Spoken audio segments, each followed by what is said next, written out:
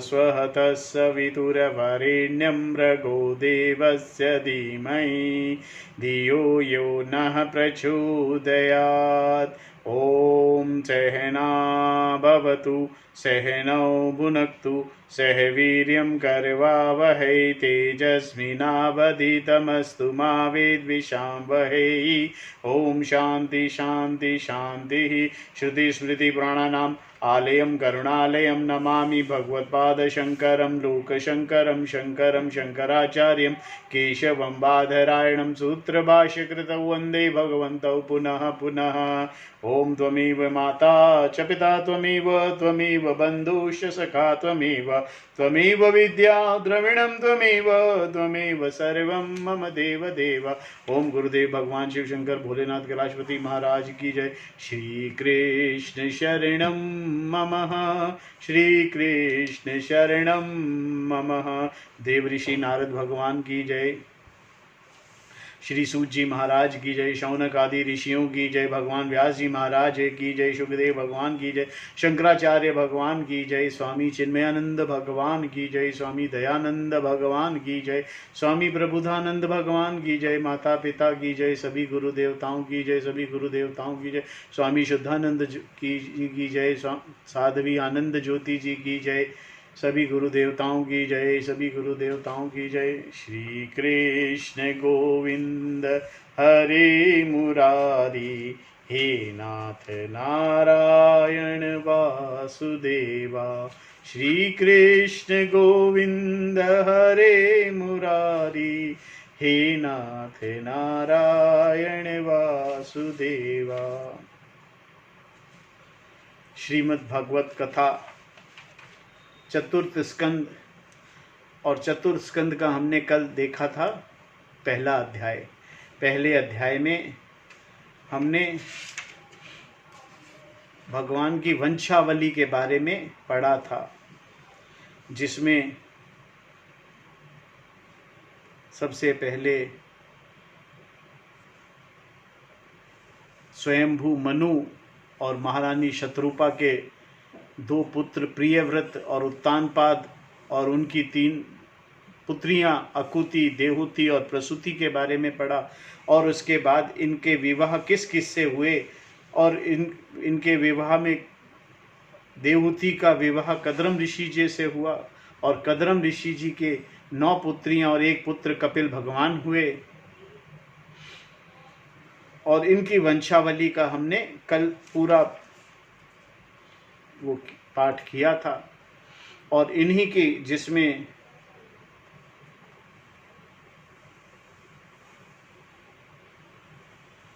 दक्ष की पत्नी से देवी सती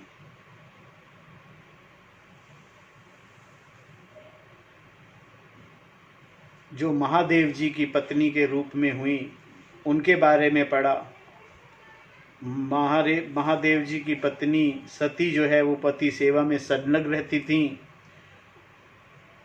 और उनके कोई गुणशील और उनके कोई पुत्र नहीं हुआ था, क्योंकि सती जो है वो पिता दक्ष के बिना किसी अपराध के भगवान शिव जी के प्रतिकूल हो गए थे, अगेंस्ट हो गए थे। तो उन्होंने ऐसा आचरण किया तो सती ने युवावस्था में क्रोधवश अपने शरीर का त्याग कर दिया। और वो क्या हुआ वो उसके बारे में अब हम अगले 2 दिनों में पढ़ेंगे। तो उसमें सबसे पहला अध्याय, दूसरा अध्याय जो है वो इसी के बारे में है।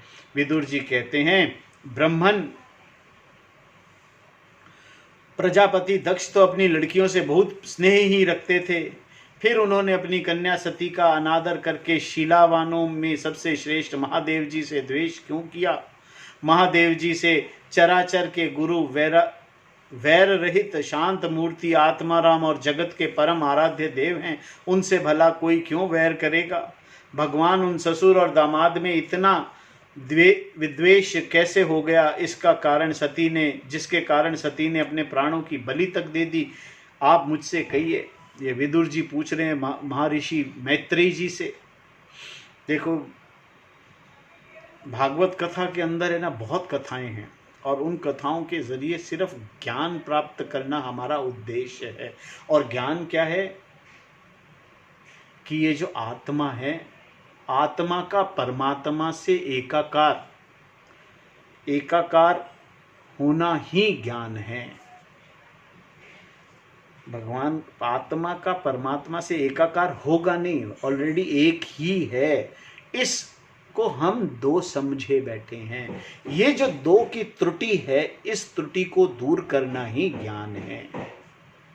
और इस एरर को जो ठीक करना है, वो इन कथाओं में दिए गए ज्ञान के द्वारा उसको ठीक करने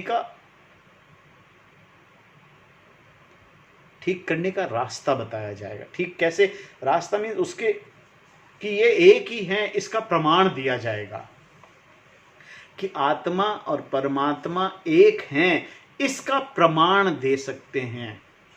ये एक कोई भी शास्त्र एक कर नहीं सकते, एक होने का प्रमाण देते हैं कि आत्मा और परमात्मा एक ही है। इसका प्रमाण इन शास्त्रों के द्वारा प्राप्त किया जा सकता है। जब हमें प्रमाण मिलेगा तो हम समझ सकेंगे, और उस समझने के लिए हमारी बुद्धि में विवेक होना जरूरी है। हमारा बाकी सब चीजों से वैराग हुआ होना चाहिए। ऐसा बाकी चीजों को छोड़ना वैराग नहीं है, बाकी चीजों से वैराग होते हुए वैराग होना चाहिए। तो इस समझने को, इस एकाकार को समझना है कि ये एकाकार कैसे है, ये समझने के लिए ये शास्त्र प्रमाण हैं। और इन शास्त्रों में अलग अलग कथाओं के जरिए आत्मा का परमात्मा से एकाकार समझाया गया है, जो हम समझने का पूर्ण प्रयास करेंगे। और श्री मैत्रेयी जी फिर कहते हैं विदुर जी से, पहले एक बार प्रजापतियों के यज्ञ में सबसे बड़े बड़े ऋषि, देवता, मुनि और अग्नि आदि अपने अपने अनुयायियों के सहित एकत्र हुए। देखिए, ये समझने के लिए जो कथाएं हम पढ़ेंगे, उन कथाओं में खोना नहीं है। वो कथाएं सिर्फ एक रास्ता, जरिया है।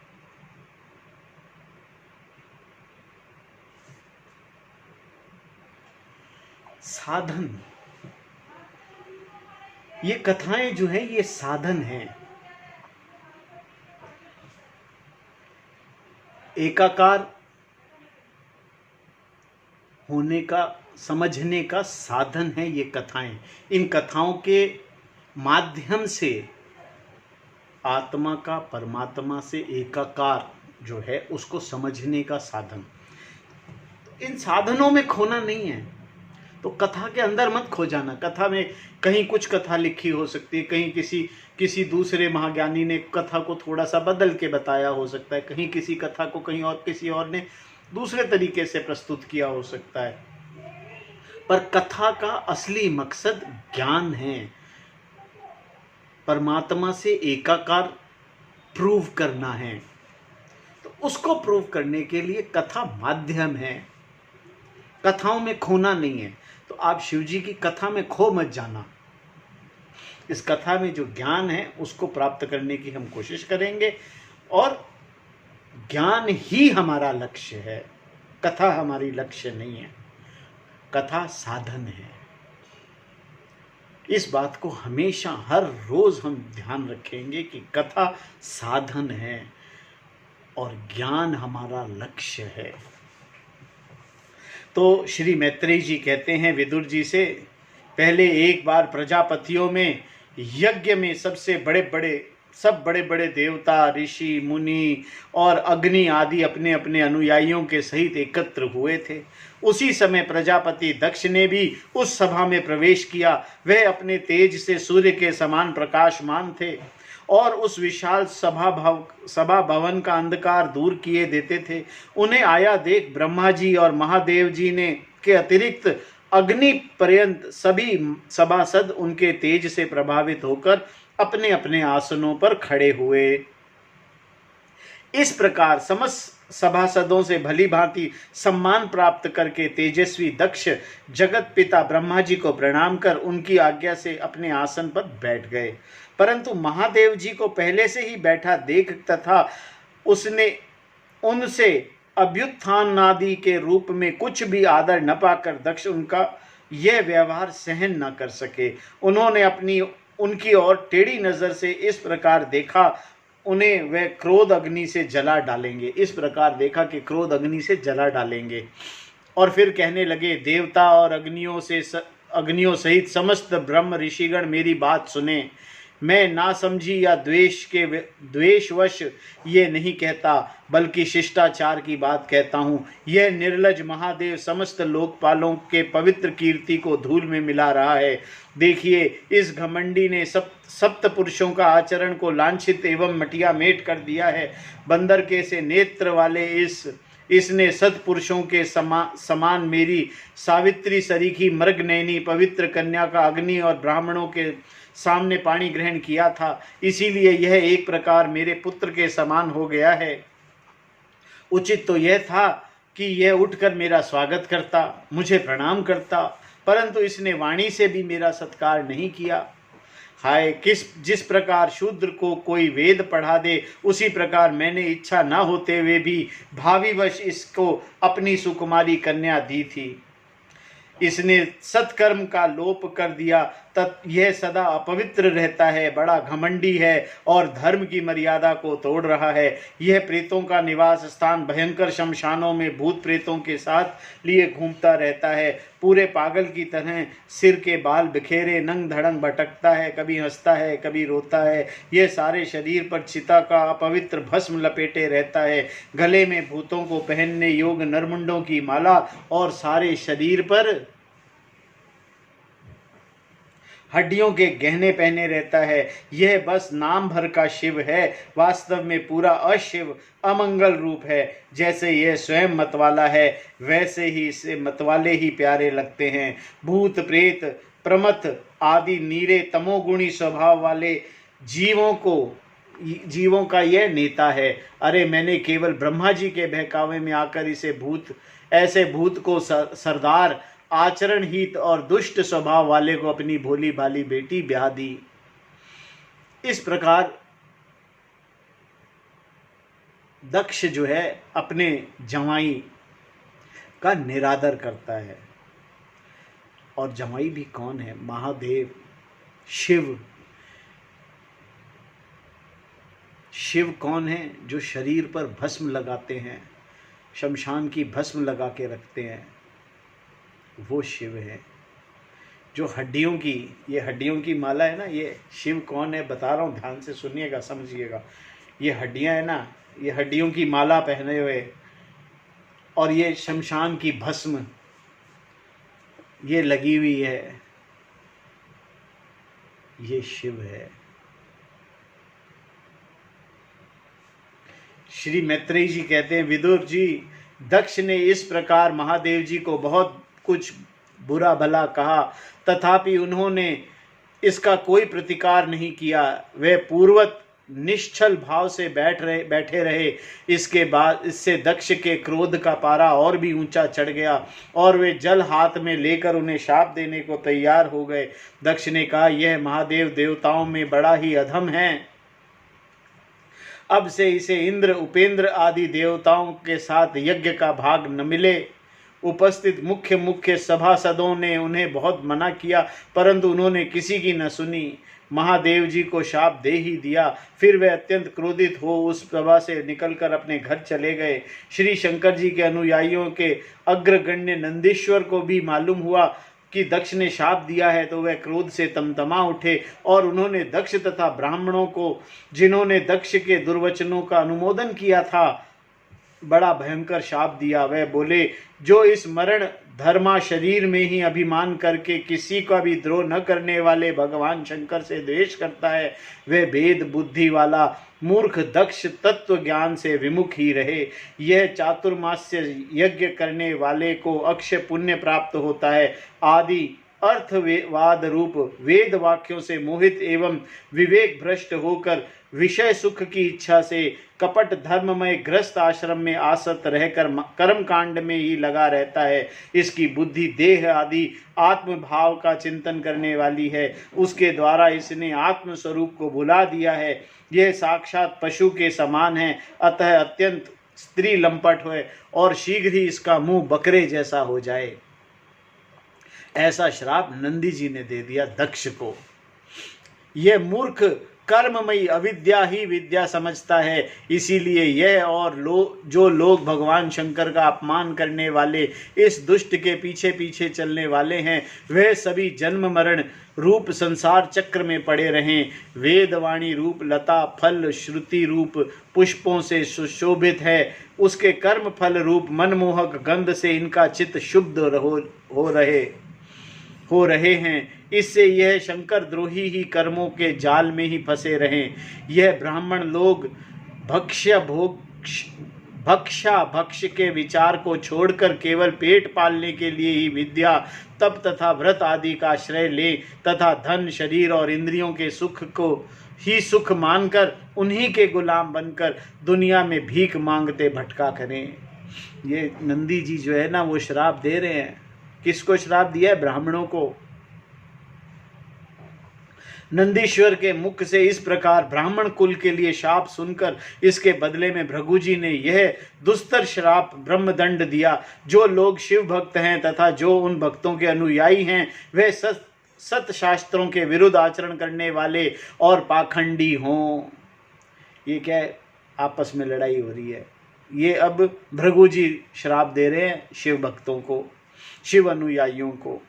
जो लोग शौच चार विहीन मंद बुद्धि तथा जटा राख और हड्डियों को धारण करने वाले हैं, वे ही शैव संप्रदाय में दीक्षित हों, जिससे सुरा और आसव ही देवताओं के समान आदरणीय हैं। अरे तुम लोग जो धर्म मर्यादा के संस्थापक एवं वर्णाश्रमियों के रक्षक वेद और ब्राह्मणों की निंदा करते हो, इससे मालूम होता है तुमने पाखंड का आश्रय ले रखा है।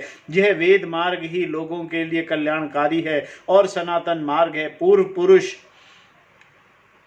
इसी पर चलते आए हैं और इसी के मूल साक्षात श्री विष्णु भगवान हैं। तुम लोग सत्पुरुषों के परम पवित्र और सनातन मार्ग स्वरूप वेद की निंदा करते हो, इसीलिए उस पाखंड मार्ग में जाओ जिसमें भूतों के सरदार तुम्हारे इष्ट देव निवास करते हैं। श्री मैत्रेय जी कहते हैं, विदुर जी, भृगु ऋषि के इस प्रकार शाप देने पर भगवान शंकर कुछ खिन्न से हो वहाँ से अपने अनुयायियों सहित चल दिए। वहाँ प्रजापति लोग जो यज्ञ कर रहे थे उनमें पुरुषोत्तम श्री हरि ही उपास्य देव थे और यह यज्ञ 1000 वर्षों में समाप्त होने वाला था। उसे समाप्त कर उन प्रजापतियों ने श्री गंगा यमुना के संगम पर यज्ञांत स्नान किया और फिर प्रसन्न मन से अपने अपने स्थानों को चले गए। इस तरह से ये शिव भक्तों और विष्णु भक्तों के बीच में कुछ कहा सुनी हो गई। देखिए, ये कथा के अंदर बेशक ज्ञान ना हो, पर ये कथाएं बहुत ज़रूरी हैं समझने के लिए। यहाँ शिव भगवान का स्वरूप का वर्णन किया गया कि शिव के स्वरूप कैसा है। और अगर आप ध्यान से सुनेंगे और समझने की कोशिश करेंगे तो आप पाएंगे कि जो ये शरीर है, ये शिव रूप है। आत्मा ब्रह्म है, आत्मा परमात्मा है। ये धीरे धीरे हम इन चीज़ों का निरूपण करेंगे। ये साधन हैं, ये कथाएं जो हैं ये साधन है। मैं बार बार और इसी बारे में हम ध्यान रखेंगे कि साधन में न खो जाएं। शिव कथा में हमें खोना नहीं है। शिव कथा से ज्ञान प्राप्त करके और आगे चलना है। आगे कहाँ जाना है? मोक्ष प्राप्ति के लिए परमात्मा का एकाकार समझना ही ज्ञान है। तो साधन में हमें खोना नहीं है, कथाओं में खोना नहीं है, ज्ञान को समझना है, ज्ञान प्राप्त करना ही। त्रुटि ज्ञान प्राप्त करना मतलब जो द्वैत की त्रुटि है, मैं जो है वो अलग है, परमात्मा से अलग है, इस अलगपन को ख़त्म करना है। ये त्रुटि दूर करनी है कि परमात्मा कुछ दूसरा नहीं है या मैं कोई दूसरा नहीं हूँ। परमात्मा एक है और मैं दूसरा हूँ, ऐसा कुछ नहीं है। ये समझना ही ज्ञान है। और ये समझने के लिए इन कथाओं के माध्यम से, ये कथाएं जो हैं ये ज्ञान प्रदायनी हैं। इन कथाओं के ज़रिए हम ये ज्ञान प्राप्त करेंगे। साधन है और साधनों में खोएंगे नहीं। तो आज की कथा को हम यहीं विराम देंगे और कल हम इस कथा का आगे का सती के पिता के यहाँ यज्ञोत्सव में जाने के लिए आग्रह करना, ये कथा को हम आगे पढ़ेंगे। ओम। आज हम कथा लंबी नहीं करेंगे, थोड़ी छोटी शॉर्ट में ही कर लिए क्योंकि मुझे कहीं कुछ काम है। श्रीमन्नारायण नारायण नारायण भजमन नारायण नारायण नारायण हरिहर नारायण नारायण नारायण श्रीमन्नारायण नारायण नारायण। ओम नमो भगवते वासुदेवाय। ओम नमो भगवते वासुदेवाय। आरती अति पावन पुराण की, धर्म भक्ति विज्ञान खान की। आरती अति पावन पुराण की, धर्म भक्ति विज्ञान खान की। महापुराण भागवत निर्मल शुक मुख विगलित निगम कल्प फल परमानंद सुदारसमय कल लीलारति रस रस निधान की। आरती अति पावन पुराण की, धर्म भक्ति विज्ञान खान की। कलिमल मथनी त्रिताप निवारिणी, जन्म मृत्युमय भव भयहारिणी। सेवत सतत सकल सुखकारिणी, सौमौषधि हरिचरित गान की। आरती अति पावन पुराण की, धर्म भक्ति विज्ञान खान की। विषय विलासी मोह विनाशिनी, विमल विराग विवेक विकाशिनी। भगवतत्व रहस्य प्रकाशिनी, परम ज्योति परमात्म ज्ञान की। आरती अति पावन पुराण की, धर्म भक्ति विज्ञान खान की। परमहंस मुनि मन उल्लासिनी, रसिक हृदय रस रास विलासिनी। भुक्ति मुक्ति रति प्रेम सुदासिनी, कथा किंचन प्रिय सुजान की। आरती अति पावन पुराण की, धर्म भक्ति विज्ञान खान की। ओम नमो भगवते वासुदेवाय। ओम नमो भगवते वासुदेवाय। श्री कृष्ण गोविंद हरे मुरारी, हे नाथ नारायण वासुदेवा। ओम नमो भगवते वासुदेवाय। ओम पूर्णमदः पूर्णमिदं पूर्णात् पूर्णमुदच्यते, पूर्णस्य पूर्णमादाय पूर्णमेवावशिष्यते। ओम शांति शांति शांतिः। हरि ओम तत्सत्। ओम गुरुभ्यो नमः। ओम नमो नारायणाय। श्रीमन्नारायण नारायण नारायण भजमन नारायण नारायण नारायण श्रीमन्नारायण नारायण नारायण भजमन नारायण नारायण नारायण।